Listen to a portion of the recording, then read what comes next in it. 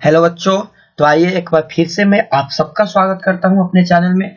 और मैं आ गया हूं आपके साथ। ठीक है, बहुत सारे लोग यहां पर मेरे नाम पूछ रहे हैं। बच्चे यहाँ नाम की यहाँ पर बात करें हम तो नाम हमारा सोनू, आप लोग पता होगा ना। हाँ, नाम हमारा सोनू है। ठीक है, हर वीडियो में तो लिखते हैं नाम हमारा क्या है, सोनू है। ठीक है, नाम से क्या मतलब है, नाम छोड़िए इसको। ध्यान दीजिएगा आप लोग, मैं आप लोगों के साथ आ गया हूं और आज मैं आप लोगों के लेकर आया हूं तांडव। ठीक है, कल के एग्जाम के लिए यह बारूद है, बिल्कुल बारूद है। ठीक है, सॉरी बच्चों, मैं साइंस में नहीं आ पाया क्योंकि मैं सेंटर पर से आने के बाद मेरा तबीयत बहुत ज्यादा खराब हो गया था। इसके कारण मैं साइंस का क्वेश्चन नहीं दे पाया। ऑब्जेक्टिव क्वेश्चन डाले थे 2 दिन पहले, लेकिन इसका नहीं करते। लेकिन आज कल का एग्जाम यानी कल यानी आज, अभी हमारे टाइम हो रहा है रात का 1:15 टाइम है, यानी 12:45 यहाँ पर टाइम आपका हो रहा है। ठीक है, अभी हम आपके लिए जागे हैं केवल। ठीक है, तो यहाँ पर जागे हैं तो भाई कुछ ना कुछ तो काम किया जाए ना। यहाँ पर आप लोगों के लिए हम क्वेश्चन लाए हैं जो कि बहुत ही इंपॉर्टेंट होने वाला है, एकदम धमाकेदार। कल एंट्री के साथ जाइएगा, एकदम मारिएगा कि सारे बिहार बोर्ड का साफ पता ही साफ हो जाए। ठीक है, तो आइए यहाँ पर हम बात करते हैं क्वेश्चन की। क्वेश्चन यहाँ पर लेकर आए हैं, देखिए इसीलिए तो रखे हैं कि आज सामाजिक विज्ञान की अंतिम रात, देर नहीं है सुबेर नहीं है, यानी देर भी नहीं करनी है, सुबेर भी नहीं करनी है आपको। ठीक है, सारे क्वेश्चन रातों रात क्लियर करने हैं, रातों रात सारे क्वेश्चन कंप्लीट करने हैं। ठीक है, आइए हम क्वेश्चन पर चलते हैं। हम अभी एक वीडियो कुछ देर पहले अपलोड किए हैं ऑब्जेक्टिव क्वेश्चन का, जिसमें 48 ऑब्जेक्टिव क्वेश्चन हम बताए हैं। तो उस ऑब्जेक्टिव क्वेश्चन को भी आप लोग देख लीजिएगा यदि नहीं देखे हैं तो। ठीक है, सारे क्वेश्चन क्लियर करके जाना है। आज यहाँ पर हम 10 क्वेश्चन आपको बताने वाले हैं, 10 क्वेश्चन तक जाएंगे जितना हो सके, क्योंकि रात बहुत ज्यादा हो गई है। तो हम देखते हैं कितना तक जा सकते हैं। ठीक है, और 10 क्वेश्चन में मैं आपको प्रयास करूंगा कि बहुत कुछ क्वेश्चन लड़ जाए। हम ये नहीं करते हैं कि 10 क्वेश्चन का 10 क्वेश्चन ही हमारा आ जाए। ठीक है, पिछले साल हुआ था कि बहुत सारे क्वेश्चन हमारे लड़ गए थे। ठीक है, तो बहुत सारे लोगों ने यह कहना शुरू कर दिया कि सोनू सर का बिहार बोर्ड से डायरेक्ट लिंक है। उससे मतलब नहीं है, हमको कहने से मतलब नहीं है, हम आपके साथ हैं। ठीक है, आइए यहाँ पर हम क्या करते हैं, क्वेश्चन को देखते हैं और समझते हैं कि कौन से क्वेश्चन है, कौन से क्वेश्चन का आंसर कैसा होगा, क्या होगा। ठीक है, आइए समझते हैं। चलिए हम चलते हैं अपने क्वेश्चन पर। तो क्वेश्चन जो हमारा है, पहला क्वेश्चन दिया गया है कि रूसी क्रांति के कि नहीं 2 कारणों का वर्णन करें। ठीक है, इंपॉर्टेंट क्वेश्चन है, 2 नंबर के एग्जाम के लिए आता है। ठीक है, तो आइए हम यहाँ पर इसको देखते हैं कि रूसी क्रांति के 2 कारण कौन कौन से हैं। ठीक है, रूसी क्रांति के 2 कारण यहाँ पर हम आपको लिखे कि रूसी क्रांति का मुख्य कारण क्या है, रूसी जार और निरंकुशवादी शासन। ठीक है, याद रखिएगा, इसका सारे क्वेश्चन का आंसर हम रट कर नहीं जा सकते बच्चे। यहाँ पर ध्यान दीजिएगा, आप लोगों का क्या याद कर रखना है कि रूसी क्रांति का मुख्य कारण क्या है, रूसी जार। इसको, इस टॉपिक को आपको क्लियर याद रखना है। यहाँ पर आपको याद रखना है, इस टॉपिक को बिल्कुल क्लियर याद रखना है। क्या है, रूसी जार। इसमें है क्या, ये रूसी जार है। ठीक है, रूसी जार और निरंकुशवादी शासन। ये क्या है, रूसी जार और दूसरा है निरंकुशवादी शासन। ठीक है, इस चीज को याद रखना है। रूसी क्रांति का मुख्य कारण है रूसी जार का निरंकुशवादी शासन, पहला हो गया। ठीक है, दूसरा है हमारा तत्कालीन रूसी जार। जो तत्कालीन रूसी जार के शासन काल में श्रमिक माने मजदूर होता है। ठीक है, श्रमिकों की दशा अत्यंत दयनीय थी। उन्हें अपने काम का उचित पारिश्रमिक यानी कि जो उचित मूल्य होता है, उनके उचित जो पैसे बनते हैं वह नहीं मिलता था। किसान एवं श्रमिक वर्ग के शोषण किया जाता था। तो ध्यान दीजिएगा, रूसी क्रांति का 2 सबसे प्रमुख कारण कौन कौन से हुआ। सबसे प्रमुख पहला कारण यह हो गया, आप लोग बिल्कुल ध्यान से समझिएगा कि पहला कारण यह हो गया कि रूसी जार और निरंकुशवादी शासन, वहां पर निरंकुशवादी शासन शासनीय व्यवस्था थी, पहला कारण होगा। बिल्कुल बात हमारे ध्यान से सुनिएगा, आप लोग का बिल्कुल याद हो जाएगा। ठीक है, पहला कारण क्या था कि रूसी जार का निरंकुश शासन था, निरंकुशीय शासनीय व्यवस्थाएं थी। ठीक है, पहला चीज हो गया। दूसरा चीज यह थी कि वहां पर जो मजदूर काम करते थे उनके मजदूरी नहीं दी जाती थी। ठीक है, उनका शोषण किया जाता था, वहां पर मजदूर और किसान का शोषण किया जाता था। तो 2 कारण। रूसी क्रांति के कौन कौन से कारण हुए, तो रूसी क्रांति का सबसे पहला कारण तो वहां पर निरंकुश शासनीय व्यवस्थाएं थी, निरंकुश शासनीय व्यवस्थाएं थी, पहला कारण। और दूसरा कारण क्या हो गया, इतना सारे लिखे हैं इसमें से, बस आपको यही याद रखना है कि वहां पर क्या थी, निरंकुशीय शासन व्यवस्थाएं थी। और दूसरा कारण यह हो गया कि वहां पर क्या था, तो श्रमिक लोगों का, ध्यान दीजिएगा बिल्कुल एकदम आसानी से आप लोग समझ जाइएगा, वहां पर श्रमिक लोगों का और जो किसान लोग थे उनका शोषण किया जाता था, उनसे काम कराकर उनके जो वेतन थे वह नहीं दिया जाता था। हो गया, सारे क्वेश्चन समझ में आया। रूसी क्रांति आपका क्लियर हुआ, यहाँ पर कोई दिक्कत है? रूसी क्रांति का मुख्य कारण क्या हुआ?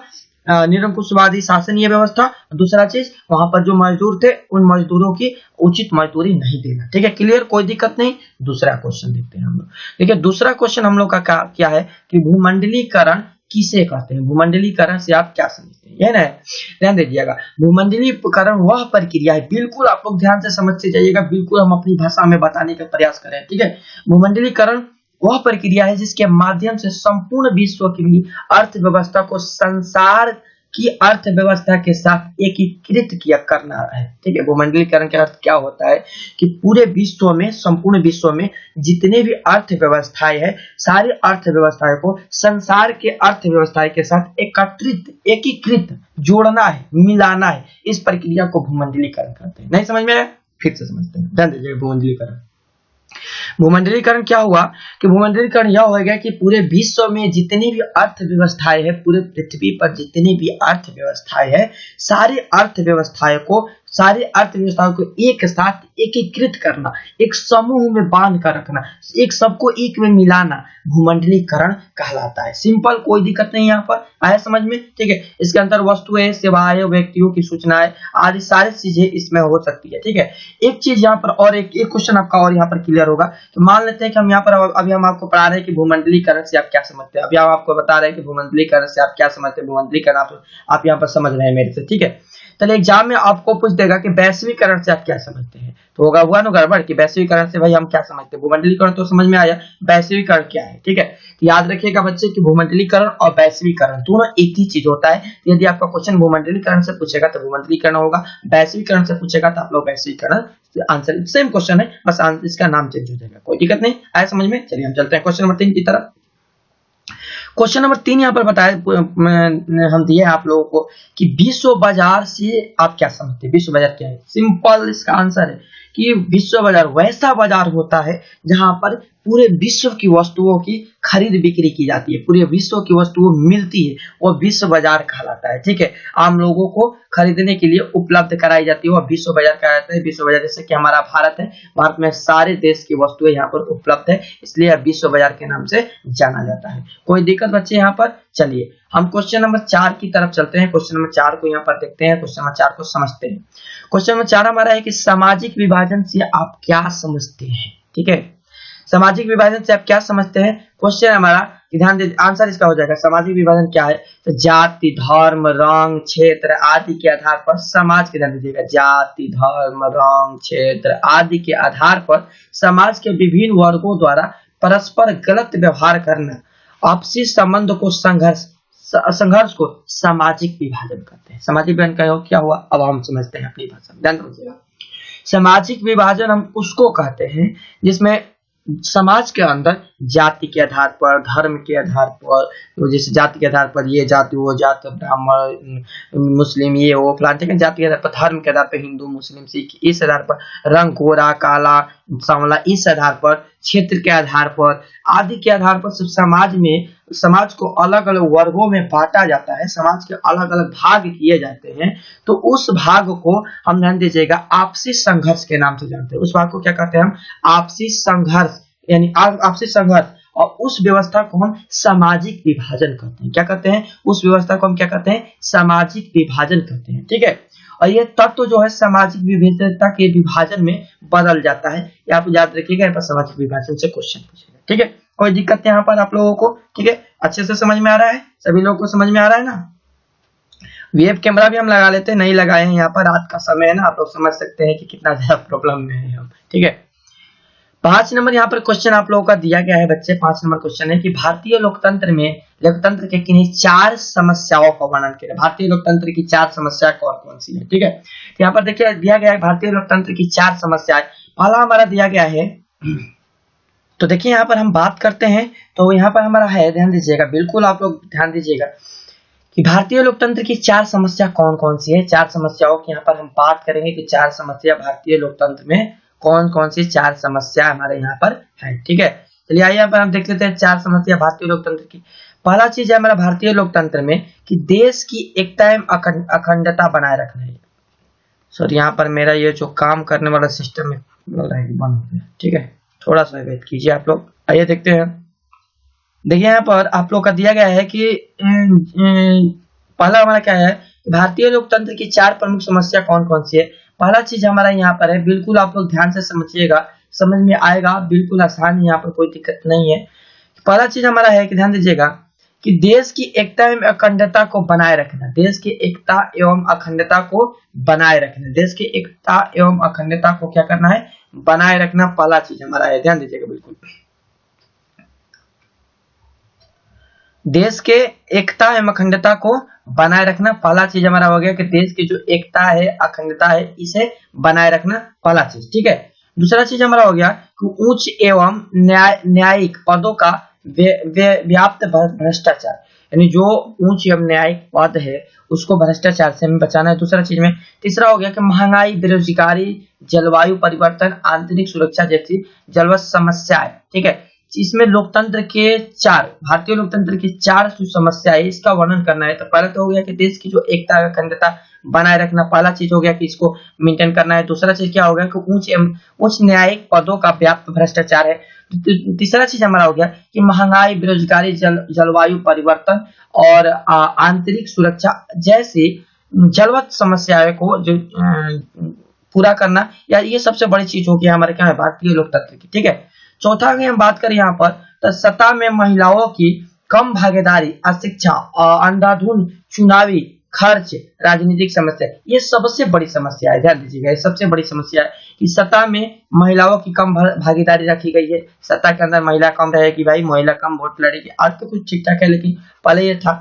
अशिक्षा की व्यवस्था, जो मतलब बढ़िया से शिक्षा की व्यवस्था नहीं, अशिक्षित लोग यहाँ पर नेता बन रहे हैं, वहां पर देश को चला रहे हैं, ऐसे कर रहे हैं। अंधाधुंध चुनावी में खर्च, सरकारों के द्वारा अंधाधुंध खर्च किया जा रहा है, ये सब राजनीतिक समस्याएं है। तो इस 4 समस्याएं आपका सबसे महत्वपूर्ण राजनीतिक समस्या है, 4 समस्याएं आप लोग का ये सबसे महत्वपूर्ण समस्याएं होगी, ठीक है। चलिए आइए हम यहाँ पर देखते हैं क्वेश्चन नंबर 6, दल बदल कानून क्या है, ठीक है। यहाँ पर हम बात करते हैं क्वेश्चन नंबर 6 के। तो आइए हम देखते हैं कि दल बदल कानून क्या है, ठीक है। ये भी क्वेश्चन काफी इंपॉर्टेंट है बच्चा, आप लोगों के लिए काफी ज्यादा इंपॉर्टेंट क्वेश्चन होने वाला है। कौन सा, ये दल बदल कानून क्या है, आप लोग का बहुत ही इंपॉर्टेंट क्वेश्चन होने वाला है, ठीक है। आइए समझते हैं हम इसको कि यह कैसे है, और इसका आंसर क्या, हम यहाँ पर चर्चा करते हैं कि यह कैसे, इसका आंसर हम लिखेंगे और क्या करेंगे। बिल्कुल इजी है, आप लोग बिल्कुल ध्यान दीजिएगा, समझ में आएगा। दल बदल कानून क्या है, सबसे पहला चीज यहाँ पर दिया गया आपको कि दल बदल कानून क्या है, ठीक है। चलिए आइए हम समझते हैं कि दल बदल कानून क्या है। तो वर्ष 1985 में 52वें संशोधन के माध्यम से देश में दल बदल विरोधी कानून पारित किया गया, ध्यान दीजिएगा। 1985 में 52वें संविधान में संशोधन किया गया, तो उसमें देश के अंदर यह कानून पारित किया गया है। तो आप देखिए क्वेश्चन आप लोग का भी बन सकता है कि दल बदल कानून कब पारित किया गया, तो 1985 में कौन से संशोधन में, 52वें संशोधन में। 2 ऑब्जेक्टिव क्वेश्चन यहाँ पर छुपा हुआ है आपके लिए, ठीक है। कब दल बदल कानून कब पारित हुआ, तो 1985 1985 में। और दूसरा यहाँ पर क्वेश्चन आप लोग का जो मिल जाएगा कि दूसरा क्वेश्चन आप लोग का बच्चे मिलेगा यहाँ पर कि कौन से संशोधन में शुरू किया गया था, तो 52वें संशोधन में। कौन सा, 52वें संशोधन में आपका ये शुरू किया गया था, ठीक है। आगे समझ में, इस कानून का मुख्य उद्देश्य क्या है, इस कानून का मुख्य उद्देश्य समझते हैं। मुख्य उद्देश्य है भारतीय राजनीति में दल बदल की कुप्रथा को समाप्त करना, यानी भारतीय राजनीति में जो दल बदल है, इस दल से उस दल में, इस व्यवस्था को समाप्त करना। और तथा 1970 के दशक से पूर्व भारतीय राजनीति में काफी प्रचलित थी, या 1970 के पहले काफी ज्यादा प्रचलित थी, अभी तो कुछ सुधार हो गया, ठीक है। ये आप लोग का दल बदल कानून था। बिल्कुल आप लोग ध्यान रखिए कि एक दल से दूसरे दल में जाना बिल्कुल इजी था, यहाँ पर कोई दिक्कत नहीं है। चलिए आइए, समझ में आ गया ना। आइए हम चलते हैं क्वेश्चन नंबर 7 की यहाँ पर चर्चा करते हैं। तो जो क्वेश्चन नंबर आप लोग का बच्चे 7 दिया गया है, उस क्वेश्चन की यहाँ पर देखते हैं। तो आइए यहाँ पर हम अब बात करते हैं अगला क्वेश्चन की। अगला क्वेश्चन आप लोग के लिए बहुत इंपॉर्टेंट होने वाला है, और कब से हम इसकी इंतजार कर रहे हैं कि जल्दी से ये क्वेश्चन आए, ठीक है। ध्यान दीजिएगा, ये क्वेश्चन 5 नंबर का आप लोग का एग्जाम में पूछेगा। कितना नंबर का, 5 नंबर का एग्जाम में आता है, और मुझे विश्वास हो रहा है कि ये क्वेश्चन एग्जाम में इस साल आएगा, ठीक है। इस साल क्वेश्चन एग्जाम में आने वाला है। कौन से, नगर निगम के कार्य, बहुत ही फेमस क्वेश्चन है बिहार बोर्ड के लिए, ठीक है। आइए हम इस क्वेश्चन के यहाँ पर हम चर्चा करते हैं, इस क्वेश्चन के यहाँ पर हम क्या करते हैं, बात करते हैं, ठीक है। क्वेश्चन हमारा क्या है कि नगर निगम के कार्यों का वर्णन करें, नगर निगम कार्यों का वर्णन करें। क्वेश्चन दिया गया, देखिए अनिवार्य कार्य है। इसमें नगर निगम के दो कार्य होते हैं, एक अनिवार्य कार्य होते हैं, एक ऐच्छिक कार्य होते हैं। ठीक है, तो हम सबसे पहले अनिवार्य कार्य की चर्चा करेंगे, उसके बाद ऐच्छिक कार्य की चर्चा करेंगे। नगर निगम जो होता है ना, नगर निगम नगरों में बनाया गया है, उसके लिए हमारे तो ग्रामीण क्षेत्र में ग्रामीण व्यवस्था, मुख्य सरपंच ये सब बनाया गया है, ग्रामीण पंचायत बनाया गया है, लेकिन नगर निगम में ये नगर निगम की व्यवस्था होती है। चलिए यहाँ पर बात करते हैं हम नगर निगम के कार्य क्या होते हैं। पहला कार्य क्या नगर निगम का हो गया, नगर की सफाई करना। सबसे इंपॉर्टेंट चीज है कि नगर निगम का पहला कार्य नगरों की सफाई करना होता है। दूसरा कार्य हो गया कि पानी, पीने योग्य पानी की व्यवस्था करना, शुद्ध पानी की व्यवस्था करना, साफ पानी की जनता के लिए व्यवस्था करना दूसरा चीज हो गया। तीसरा चीज सड़क बनवाना, नगर निगम कार्य हो गया सड़क का बनवाना और उसकी मरम्मत करना। ठीक है, सड़क का बनवाना, सड़क की मरम्मत करना, ये उसका कार्य हो गया। हमारे क्षेत्र में सारे कार्य अलग अलग बांटा गया है पंचायती क्षेत्र पर, और वहां पर सारे नगर निगम के अंदर ही अंतर्गत ही आता है। सड़कों एवं गलियों में रोशनी की व्यवस्था करना, लाइट की व्यवस्था करना, बल्ब की व्यवस्था करना। मुझे लग रहा है कि नगर निगम बहुत अच्छा है हमारे पंचायती व्यवस्था से, क्योंकि यह काम अपने समय के अनुसार यहाँ पर होता रहता है, पंचायती व्यवस्था में नहीं होता रहता है। चलिए यहाँ पर उसका टॉपिक नहीं। सड़कों एवं गलियों में रोशनी की व्यवस्था करना। 5 नंबर जो आपका दिया गया है कि नालियों की सफाई करना, नालियों की सफाई करना, मनुष्य तथा पशुओं के लिए अस्पताल खोलना, उनके सुविधा के लिए अस्पताल खोलना, आग से सुरक्षा की व्यवस्था भी नगर निगम को दिया गया है। शमशान घाट का प्रबंधन कराना, मुर्दों को, लाशों को जलाने के लिए व्यवस्था कराना। ठीक है, टीके लगाने तथा महामारी से बचाव को उपाय करने। जैसे कोरोना आया था तो नगरों में इसका उपाय कौन करेगा, तो नगर निगम करेगा। मतलब लगभग 80% काम नगर निगम को देती है। 80 का आप बोले कि 95% काम लगभग नगर निगम करता है हमारे आर्थिक जीवन का। ठीक है, 10वां को है जन्म एवं मृत्यु का निबंधन करना, कि किसका मृत्यु हुआ है, किसका जन्म हुआ है। यानी कि एक बार से कहा जाए, जन्म मृत्यु, जन्म प्रमाण पत्र, मृत्यु प्रमाण पत्र बनाने का काम नगर निगम को दिया गया है। पहला काम नगर की सफाई करना, दूसरा काम पीने योग्य पानी की व्यवस्था करना, तीसरा काम क्या हो जाएगा, ध्यान दीजिएगा, एक एक काम के ऊपर बिल्कुल ध्यान दीजिएगा। पहला काम नगर निगम की सफाई करना, ठीक है। दूसरा काम क्या दिया गया है, पीने योग्य पानी की व्यवस्था करना। तीसरा काम सड़क बनवाना, उसकी मरम्मत करना। चौथा काम सड़क एवं गलियों में रोशनी की व्यवस्था करना। पांचवा काम है नालियों की सफाई करना। छठवां काम है मनुष्य तथा पशुओं के लिए अस्पताल खोलना। अगला काम है हमारा क्या, आग से सुरक्षा की बचाव, उसको ही दिया गया है। संचार घाट का प्रबंधन करना, टीके लगवाने के लिए उचित व्यवस्था करना, उनके बचाव, अपने जनता के बचाव के लिए उचित व्यवस्था करना, और जन्म मृत्यु प्रमाण पत्र बनवाना। ठीक है, इसका या उसका अनिवार्य कार्य हो गया, या अनिवार्य कार्य प्रमुख कार्य हो गया। इसके अलावा नगर निगम कुछ और भी कार्य करता है, उस कार्य को हम लोग यहाँ पर क्या करते हैं, समझ लेते हैं। ठीक है, नगर निगम क्या करता है कि इस कार्य के अलावा कुछ और भी कार्य करता है, उसका ऐच्छिक कार्य होता है। ठीक है, तो हम ऐच्छिक कार्य को यहाँ पर समझते हैं कि ऐच्छिक कार्य उसका कौन कौन से होता है। देखिए, ऐच्छिक कार्य के अंतर्गत हम देखें तो आता है सबसे पहले नई सड़क बनवाना, नए नए सड़कों का निर्माण करवाना, गलियां एवं नालियों का बनवाना, नए नए नालियों का बनवाना, गरीबों के लिए घर का बनवाना, आवास योजना का व्यवस्था करना, बिजली के प्रबंधन करना, बिजली के लिए प्रबंधन करना, प्रदर्शन करना। जैसे कोरोना में महामारी आया था तो उसके लिए घूम घूम कर गलियों में चारों तरफ बताना कि नहीं, आपको मास्क लगाना जरूरी है, सैनिटाइजर रखना जरूरी है, ज्यादा घूमना नहीं है, बिना मतलब निकलना, सारे चीज का प्रबंधन प्रदर्शन करना भी उसका काम होता है। पार्क बगीचे या अलग अलग चीज का बनवाना, पार्क हो गया, चिड़ियाघर, बगीचे, सारे चीज का मतलब ये सब का काम करता है। इसके अलावा पुस्तकालय, वाचनालय आदि का प्रबंधन करना भी काम होता है नगर निगम का। नगर निगम का बहुत सारे कार्य होता है, अभी इसमें से हम लिखे हैं और भी बहुत सारे कार्य है इसके, तो आप लोग का मैं ऐसा करता हूँ कि समझ में आ गया होगा। ये 5 नंबर का क्वेश्चन था आप लोग का एग्जाम में, बिल्कुल यहाँ से देख कर जाइए और एग्जाम में उखाड़ कर आइएगा। ठीक है, चलिए आते हैं हम कुछ और क्वेश्चन देखेंगे यहाँ पर, और क्वेश्चन हमारा कौन कौन सा और क्वेश्चन यहाँ पर है। ठीक है,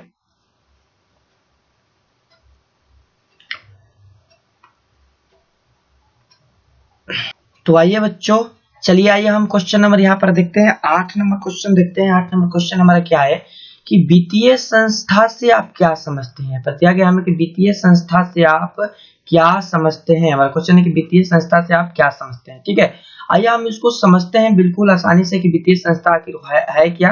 ध्यान दीजिएगा, बिल्कुल आसानी से हम यहाँ पर समझेंगे इसके वित्तीय संस्था को, कि वित्तीय एवं अर्थव्यवस्था के संदर्भ में उन संस्थाओं को वित्तीय संस्था कहते हैं जो अपने ग्राहकों एवं सदस्यों को वित्तीय सेवाएं, जैसे कि ग्राहक का धन जमा कर रखना, ग्राहक को ऋण देना, ड्राफ्ट देना, निधि आदि उत्पन्न करते हैं, वे सब वित्तीय संस्थाएं कहलाते हैं। नहीं समझ में आया? आइए अब हम समझाते हैं आपको, ध्यान दीजिएगा। वित्तीय संस्था क्या कहलाता है? यह एक अर्थव्यवस्था का भाग होता है। कौन सा? वित्तीय संस्था। और यह क्या करता है कि यह एक संस्था बन जाती है और यह संस्था क्या करती है कि अपने ग्राहक की ध्यान रखती है। ये अपने ग्राहक को जोड़ते हैं, ठीक है। ये अपने ग्राहक को क्या करते हैं? जोड़ लेते हैं, ठीक है। और ग्राहक को क्या करते हैं कि उचित मूल्य, उचित ब्याज पर उनको ऋण देते हैं, धन देते हैं, ठीक है। ऋण देते हैं, धन देते हैं उचित ब्याज पर, और उनसे वह क्या करते हैं कि कम से कम ब्याज लेते हैं, ठीक है। कम से कम धन देकर कम से कम ब्याज ग्रहण करते हैं, ठीक है। और उनके पैसे को, यदि उनके पास धन है तो उनके पैसों को जमा कर रखते हैं, उनके पैसों को लेकर अपने कोई कार्य में, अपने कोई बिजनेस में लगा देते हैं। उससे जो लाभ होता है उस लाभ का कुछ भाग वो उनको दे देते हैं और बाकी शेष भाग अपने पास रखते हैं। तो उसमें ग्राहक को भी लाभ हो जाता है और ग्राहक के साथ साथ, और किसका? यहाँ पर ग्राहक के साथ साथ इनका भी लाभ हो जाता है, वित्तीय संस्था का भी लाभ हो जाती है। समझ में आ गया? ध्यान दीजिएगा, आजकल बहुत ही फेमस चीज हो गया ये, यह काफी ज्यादा मात्रा में बढ़िया हो गया वित्तीय संस्थाएं, क्योंकि आजकल ये गांव में जो व्यवस्थाएं बनाई गई है, पहले लोग जमींदारों से, बड़े बड़े पैसे वाले लोगों से कर्ज लिया करते थे, सूद पर 4 रुपया 5 रुपया इस तरह का सूद लिया करते थे। वहाँ उतने रुपया देकर उनको सूद चुकाना होता था, न्याय देने पर उनके बहुत सारे प्रॉब्लम होती थी, कितने लोगों की अप्रत्यक्ष मृत्यु हो जाती थी, ठीक है। तो ध्यान दीजिएगा, कोई आत्महत्या करके कोई कुछ इस तरह मरता था।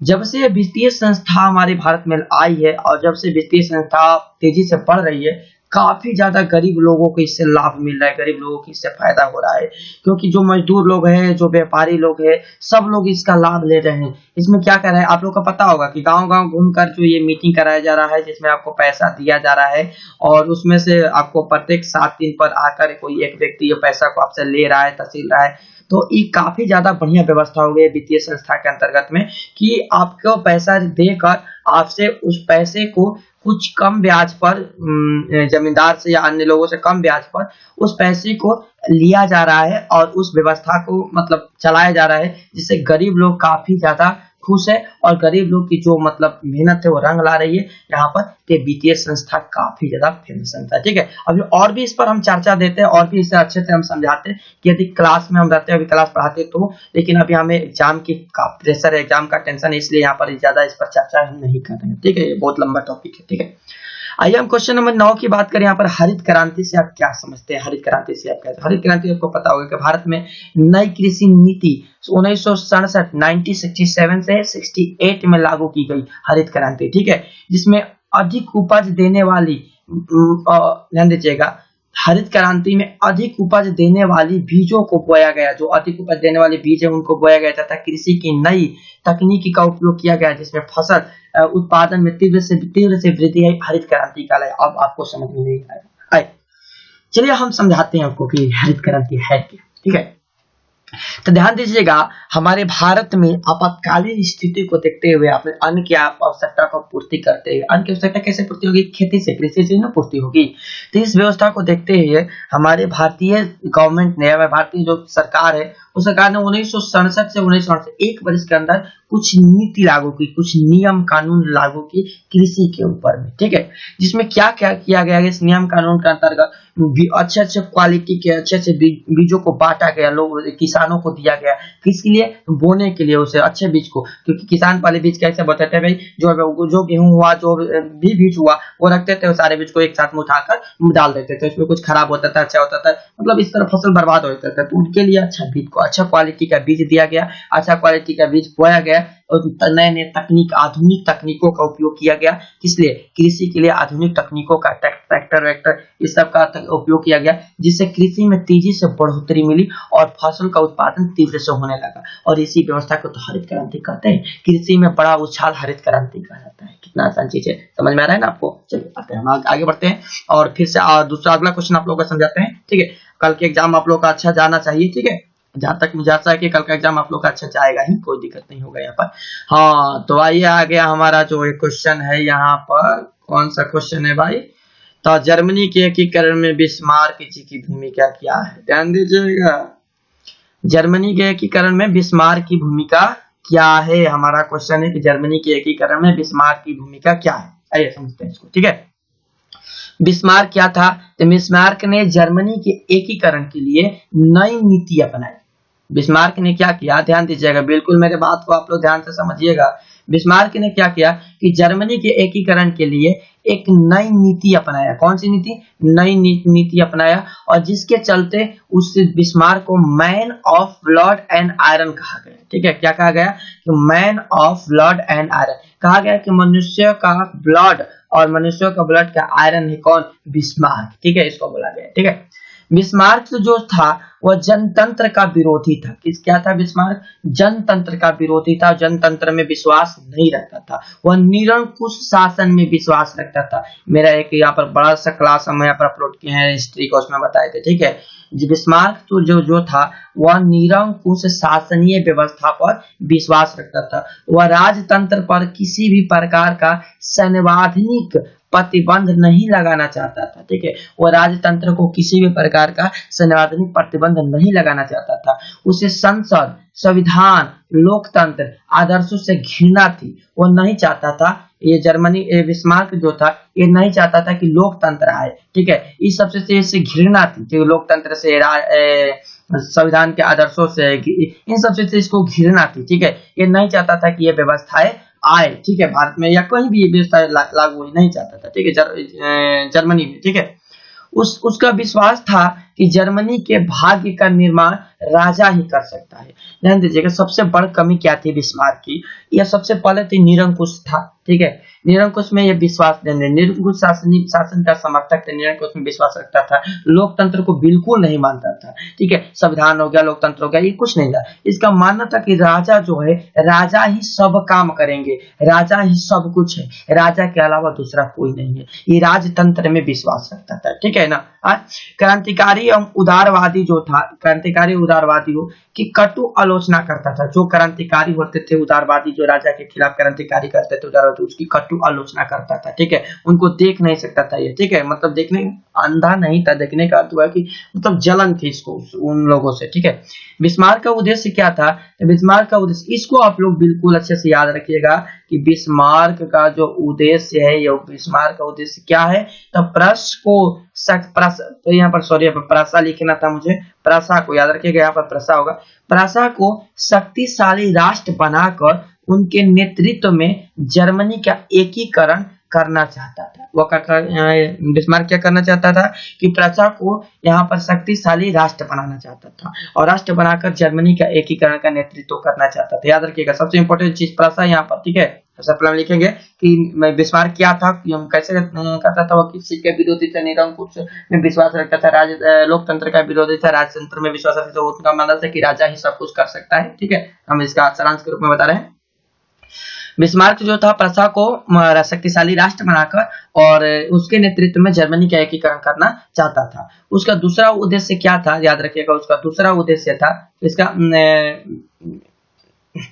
बिस्मार्क का दूसरा उद्देश्य क्या था? ध्यान रखिएगा, बिस्मार्क का दूसरा उद्देश्य था कि जर्मन परिसंध है वो बाहर निकालना चाहता था। जर्मन परिसंध को बाहर निकालना चाहता था, क्योंकि एकीकरण के मार्ग में सबसे बड़ा बाधा कौन था? ऑस्ट्रिया था। यहाँ पर ऑब्जेक्टिव क्वेश्चन एक बन गया आप लोगों के लिए कि एकीकरण, जर्मनी के एकीकरण में सबसे बड़ा बाधा कौन था? तो ऑस्ट्रिया था। जर्मनी के एकीकरण में सबसे बड़ा बाधा कौन था? तो ऑस्ट्रिया था, जो साथ ही वह जर्मनी को यूरोप में प्रमुख शक्तिशाली बनाना चाहता था, और उसने प्रथा की सेना का संगठन कर उसे यूरोप का शक्तिशाली राष्ट्र बना दिया। ठीक है, प्रथा का सेना का संगठन कर उस यूरोप का सबसे शक्तिशाली राष्ट्र बना दिया, और उसने कूटनीतिज्ञ के माध्यम से ऑस्ट्रिया को कमजोर बनाने का प्रयास किया। कूटनीतिज्ञापन लगाकर ऑस्ट्रिया को प्रयास किया कि कमजोर बन जाए। ठीक है, क्योंकि ऑस्ट्रिया इसका मार्ग का बाधक था। ऑस्ट्रिया नहीं चाहता था कि जर्मनी के एकीकरण हो, तो यह चाहता था कि ऑस्ट्रिया को कमजोर बना दिया जाए, कि वह इस विषय में चर्चा न करें, इस विषय में न आए।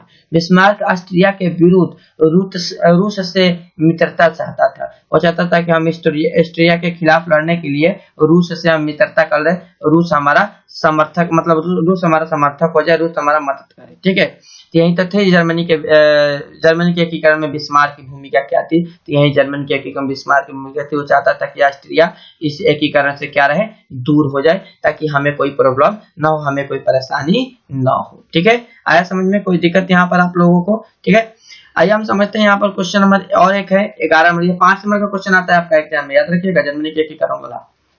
11 नंबर क्वेश्चन दिया है, हम 2 क्वेश्चन और यहाँ पर है, क्वेश्चन तो और है मेरे पास, लेकिन हम नहीं बता पाएंगे क्योंकि रात भी बहुत ज्यादा हो गई है, सोना भी पड़ेगा हमें, नहीं तो फिर कल का एग्जाम समझ जाइए क्या होगा। ठीक है, तो इसलिए हम 12 क्वेश्चन बताएं, 12 क्वेश्चन में से आप लोग का बहुत सारे क्वेश्चन लड़ जाएगा, कम भर तो हो ही जाएगा लगभग, और क्वेश्चन बताना चाहिए था हमें।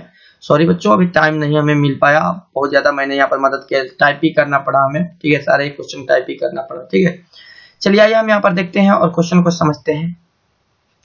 है हमारा यहाँ पर कि औद्योगिकरण ने मनुष्यों की आजीविका को किस तरह प्रभावित किया। ध्यान दीजिएगा, औद्योगिकरण मनुष्यों की आजीविका को किस तरह से प्रभावित किया, याद रखिएगा। औद्योगिकरण के कारण, ये पर एक क्वेश्चन और बना सकते हैं कि औद्योगिकरण से आप क्या समझते हैं, इसे भी आप लोग देख लीजिएगा, औद्योगिकरण से आप क्या समझते हैं। ठीक है, बिल्कुल आप लोग तैयार होकर जाइएगा, बिल्कुल कहीं से भी आए, कुछ भी आए, एकदम उखाड़ कबाड़ कर फेंक देना है। ठीक है, बिल्कुल। औद्योगिकरण के कारण घरेलू उद्योग के मालिक अब मजदूर हो गए। ध्यान दिया, औद्योगिकरण जो था, औद्योगिकरण जब लागू किया गया तो जो घरेलू उद्योग के मालिक थे, जो मतलब घर से काम किया करते थे, घर पर उनका व्यापार था, घरेलू उद्योग के मालिक थे, वो अब क्या बन गए थे,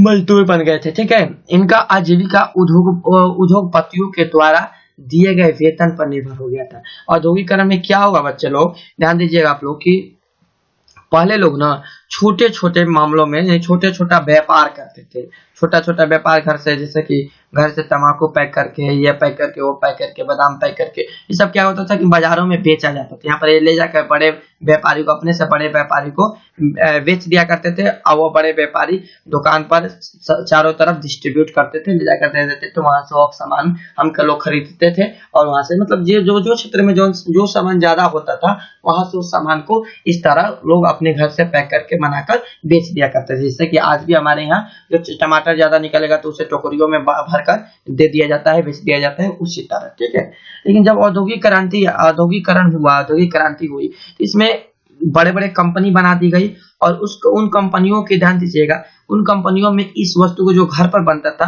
बड़े पैमाने पर उसको बनाया जाने लगा, तैयार करने जाने लगा। तो बताइए कि कंपनी जो है, कंपनी अपना लोगो लगाकर सामान को बेचेगी ब्रांड के साथ में, तो लोग उसको खरीदेंगे क्या घर का बनाया हुआ खरीदेंगे, कंपनी वाला खरीदेंगे ना। तो इस तरह लोगों का जो धंधा था घर पर बनाने वाला ठप हो गया। कंपनी क्या करती है कि वो अपने जो घर पर लोग घरेलू धंधा कर रहे थे, उनसे या कच्चे माल को ले लेती है और वहां पर बनाकर उसे वापस से बाजार में इन्हीं लोगों को हम ही लोगों को बेच देती है। ठीक है, तो इससे ज्यादा क्या हुआ कि जो लोग घर से काम करते थे तो बेरोजगार हो गए, तो उन लोगों को ये पकड़ कर, कंपनी तो एक आदमी नहीं चला सकता है ना, तो उन लोगों को ये पकड़ कर क्या करते थे, कंपनी में काम दे देते थे। ठीक है, तो यहीं पर बोला गया है कि उद्योगपतियों को क्या बना दिया, वेतन पर काम करने वाला निर्भर कर दिया, मजदूर बना दिया गया। ठीक है, उस समय इंग्लैंड में कानून मिल मालिकों के समर्थन में था, औरतों एवं बच्चों ने 16 से 18 घंटे तक काम लिया जाता था। ध्यान दीजिएगा कि जब ये औद्योगिकरण की क्रांति में जो लागू हुआ था, तो उस समय वहां के इंग्लैंड में बच्चों और औरतों से 16 से 18 घंटा तक काम लिया जाता था, 16 से 18 घंटे काम करवाया जाता था। मशीनों और यंत्रों के समान घरेलू हस्त निर्मित उद्योगों का निर्माण विकास संभव नहीं था। ये सब अब हाथों से नहीं बनाया जा सकता, तो मशीनों को तैयार किए जाते थे। इन्हीं कारखानों में उन्हें बेरोजगार बनाकर रख दिया, और यही सब कारखाने, यही सब फैक्ट्रियां लोगों को क्या कर दी, बेरोजगार बनाकर रख दी। फैक्ट्रियों के काम करने वाले मजदूर का जीवन कस्टमर था। जो फैक्ट्रियों में काम कर रहे थे मजदूर, वह कभी मालिक थे लेकिन अब मजदूर हो गए। तब औद्योगिकरण ने मजदूरों की आजीविका को काफी ज्यादा इस तरह प्रभावित किया। ठीक है, आया समझ में, कोई दिक्कत यहाँ पर, कोई दिक्कत नहीं है, ठीक है। बिल्कुल आप लोग ध्यान से समझ कर जाइएगा और एग्जाम अच्छे से दीजिएगा। चलिए आइए हम यहाँ पर बात करते हैं क्वेश्चन नंबर 12 की, और अंतिम क्वेश्चन है यहाँ का। 12 का अंतिम क्वेश्चन आप लोग का दिया गया है, ठीक है। 12 का यहाँ पर अंतिम क्वेश्चन आप लोग का दिया गया है बच्चे। सॉरी यहाँ पर थोड़ी सी प्रॉब्लम हो गई पीडीएफ, तो आइए बच्चों यहाँ पर समझते हैं, ठीक है। थोड़ा सा प्रॉब्लम हो गया था, यहाँ पर क्लिक कर दिए तो उसका पीडीएफ बंद हो गया, ठीक है। आइए समझते हैं हमारा है कि आधारभूत संरचना क्या है। यहाँ पर दिया गया आपका क्वेश्चन कि आधारभूत संरचना से आप क्या समझते हैं, ठीक है। आधारभूत संरचना क्या होता है? आधारभूत संरचना उस संरचना को हम कहते हैं जो किसी समाज या उस स्थापित उद्योग को सुचारू रूप से चलाने के लिए आवश्यक मूलभूत सुविधाएं उपलब्ध कराती है। ध्यान दीजिएगा, आधारभूत संरचना क्या है कि किसी समाज के किसी वर्ग को सुचारू रूप से चलाने के लिए जो सुविधाएं उपलब्ध कराई जाती है, जो सुविधाएं दी जाती है, उसी सुविधाएं को हम क्या कहते हैं? आधारभूत संरचना कहते हैं, ठीक है। ऐसे समझ में कोई दिक्कत यहाँ पर? ये हमारा 12 क्वेश्चन इसमें था। देखते हैं इसमें से कितने क्वेश्चन कल एग्जाम में आते हैं। फर्स्ट और सेकंड सिटिंग दोनों के लिए है। फर्स्ट में भी कुछ क्वेश्चन आ जाएगा, सेकंड में भी कुछ क्वेश्चन आ जाएगा। मुझे ज्यादातर क्वेश्चन लड़ने की इससे आशा है। आप लोग देखें, धन्यवाद। और अच्छे से बिल्कुल आप लोग तैयारी करके जाइएगा। मैं आप लोगों का मदद करूंगा, हिंदी के दिन भी मदद करूंगा और संस्कृत के दिन भी हम मदद करेंगे, आप लोगों का बिल्कुल मदद करेंगे। आपके साथ हमें कोई दिक्कत नहीं है। आपके लिए जब इतना कर सकते हैं तो और भी कर सकते हैं, बहुत कुछ कर सकते हैं, बस आप लोग का साथ हमारे साथ रहना चाहिए, ठीक है। चलिए धन्यवाद, मिलते हैं कल के क्वेश्चन के साथ में, देखते हैं कि कैसा क्वेश्चन है एग्जाम में, ठीक है। कल के क्वेश्चन के साथ में हम लोग मिलते हैं। चलिए धन्यवाद।